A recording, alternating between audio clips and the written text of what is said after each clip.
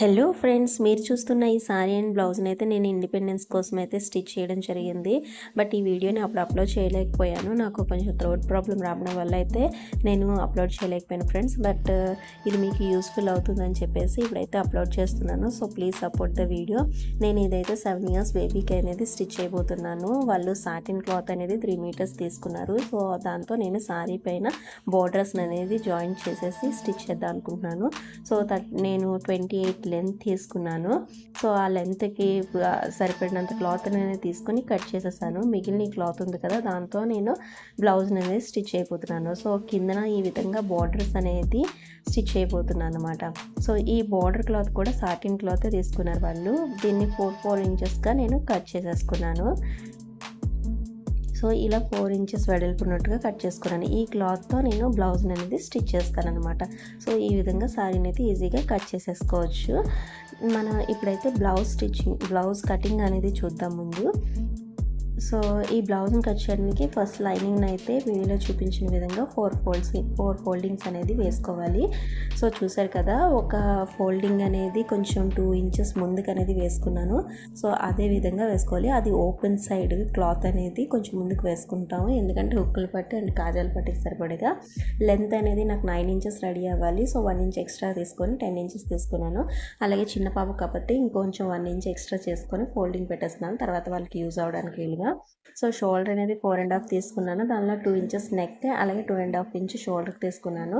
Arm whole down ఏమో 4.5 తీసుకున్నాను. Chest 6 inches, అలాగే 2 inches మార్జిన్ తీసుకున్నాను. అలాగే వేస్ట్ లూజ్ కూడా నేను 6 inches తీసుకొని 2 inches మార్జిన్ తీసేసుకున్నాను. సో ఆర్మ్ హోల్ అనేది అయితే ఇలా డ్రా చేసేసాను. ఒకసారి చెక్ చేసేసుకున్నాను, 4.5 వచ్చింది.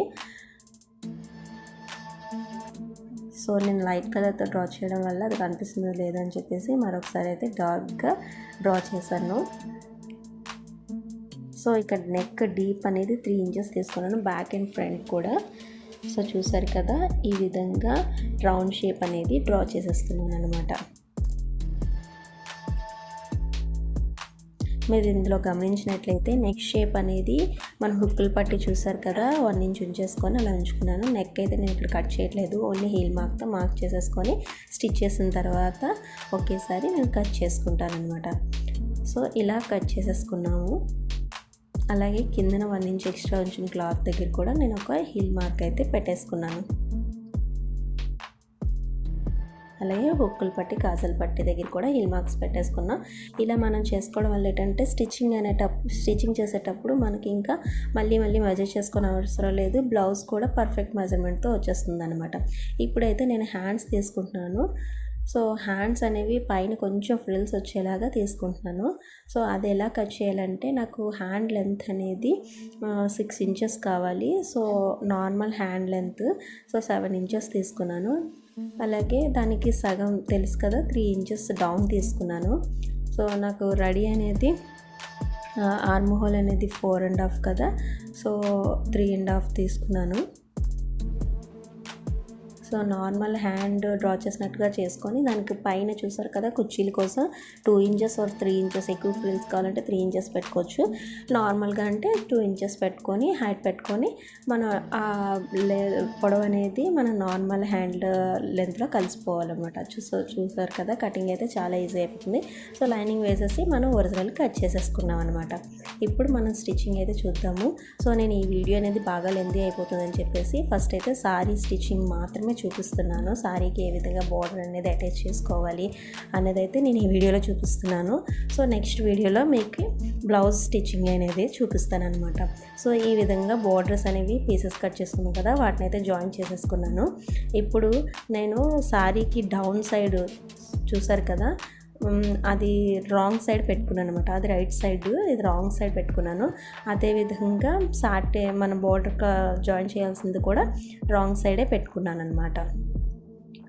సో సాటిన్ కదా, 2 సైడ్లు ఒకేలా మనకి వీడియోలో కనిపించవచ్చు, బట్ చిన్న షైనింగ్ ఉంటుంది అలా అనమాట. సో ఇలా మొత్తం అంతా కూడా స్టిచ్ చేసేసుకోవాలి. సో రాంగ్ సైడ్ స్టిచ్ చేసుకొని మనం దాన్ని రైట్ సైడ్ టర్న్ చేసేసుకుంటాం. సో వీడియోలో చూపించిన విధంగా టర్న్ చేసేసుకొని ఒక స్టిచ్ అయితే వేసేసుకుంటాం అనమాట. అలా కాకుండా మనం ముందే ఫోల్డింగ్ చేసేసుకొని నార్మల్ బార్డర్ అంతా కూడా ఫోల్డింగ్ స్టిచ్ వేసేసి కూడా మనం జాయిన్ చేయొచ్చు. సో అది కూడా నేనైతే ఈ వీడియోలోనే చూపిస్తాను. సో వీడియోలో చూపించిన విధంగా మరొక సైడ్ కూడా మనం ఫోల్డింగ్ పెట్టేసుకొని స్టిచ్ చేసుకోవాలి. బట్ మన ఈ బోర్డర్స్ జాయిన్ చేసేటప్పుడు ఇలా ఈ విధంగా బోర్డర్స్ వేస్తున్నప్పుడు మాత్రం స్టిచ్ అనేది ఎడ్జ్లో పడాలన్నమాట. అప్పుడే మనకి నీట్ ఫినిషింగ్ అనేది ఉంటుంది. సో చూసారు కదా, ఈ విధంగా మనం గ్రీన్ కలర్ బార్డర్ అయితే స్టిచ్ చేసేస్తాము. ఇప్పుడు ఆరెంజ్ కలర్ స్టిచ్ చేస్తున్నాను. సో వీడియో చూపించిన విధంగా మనం స్టిచ్ వేసుకొని టర్న్ చేసేసుకోవచ్చు. బట్ నేను టైం సేవ్ అవ్వడం కోసం డైరెక్ట్గా స్టిచ్ చేసేసుకుంటున్నాను. అంటే సెంటర్ గ్యాప్ అనేది ఈక్వల్గా ఉండేటట్టు మాత్రం చూసుకోవాలన్నమాట. సో అలా కన్ఫ్యూజ్ అవుతున్నాం అనేటప్పుడు నేను మొదట చెప్పిన విధానంలో ఫస్ట్ స్టిచ్ వేసుకొని మళ్ళీ టర్న్ చేసుకొని స్టిచ్ వేసుకోవచ్చు. సో చూసారు కదా, ఆరెంజ్ కలర్ బార్డర్ని కూడా మనం అయితే స్టిచ్ చేసేసాము. ఇప్పుడు పళ్ళు సైడ్ మనము బార్డర్ అనేది స్టిచ్ చేయాలి. సో పళ్ళు సైడ్ స్టిచ్ చేసినప్పుడు ఏమవుతుందంటే మనకి పళ్ళు తీస్తాం కదా, అక్కడి నుంచి మనం బార్డర్ స్టిచ్ చేసుకోవాలి. సో నేను చెప్పాను కదా రెండో విధానం అనేది చెప్తానని చెప్పేసి. సో ఈ విధంగా ముందే బార్డర్కి రెండు సైడ్లో కూడా ఒక స్టిచ్ అనేది వేసేసుకున్నాను. సో ఇలానే మనం కంటిన్యూగా సారీ అంతా కూడా స్టిచ్ చేసేసుకోవచ్చు. బట్ నాకు టైం లేకపోవడం వల్ల నేను టైం సేవింగ్ కోసం నేను ముందు అలా స్టిచ్ చేసుకొని ఇప్పుడు పళ్ళు సైడ్ అనేది ఈ విధంగా స్టిచ్ చేసుకుంటున్నాను అనమాట. సో పళ్ళు సైడ్ మనం పిన్ పెట్టిన దగ్గర నుంచి మనం బార్డర్ అనేది వేసుకుంటూ రావాలి. సో ముందు గ్రీన్ కలర్ బార్డర్ని అయితే జాయిన్ చేసేస్తున్నాను. సో మనకి ఇలా కొంచెం టైం ఉంటే మనకు ముందే బార్డర్కి ఇలా వేసుకొని డైరెక్ట్గా వేసుకున్నట్లయితే ఇంకా మనకి వర్క్ అనేది ఫినిషింగ్ అలాగే వర్క్ కూడా ఫాస్ట్గా అవుతుంది అనమాట. సో చూసారు కదా, టర్నింగ్ పాయింట్ దగ్గర ఈ విధంగా ఒక్కసారి హ్యాండ్ అనేది పెట్టేసుకొని వీ షేప్లో ఒక స్టిచ్ అనేది వేసేసుకొని మనం మళ్ళీ ఆ కార్నర్ అనేది పాయింట్లా పెట్టుకొని స్టిచ్ చేసుకోవాలి. సో ఈ కార్నర్స్ దగ్గరే కొంచెం నీట్గా చేసుకుంటే మనకి సారీ ఎడ్జ్ ఫినిషింగ్ అనేది చాలా నీట్గా వస్తుంది. అందులోనే ఇది సాటిన్ కదా, చాలా అంటే చాలా జారుతూ వచ్చింది.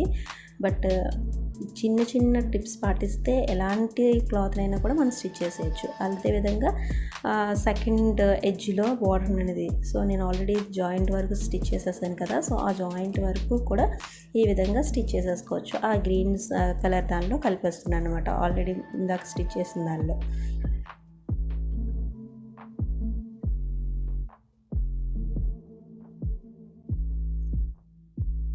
సో చూసారు కదా,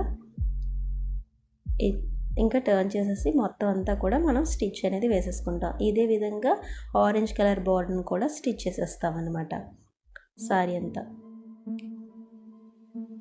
సో చూసారు కదా ఫ్రెండ్స్, సో ఇక మన ఇండిపెండెన్స్ సారీ అయితే రెడీ అయిపోయింది.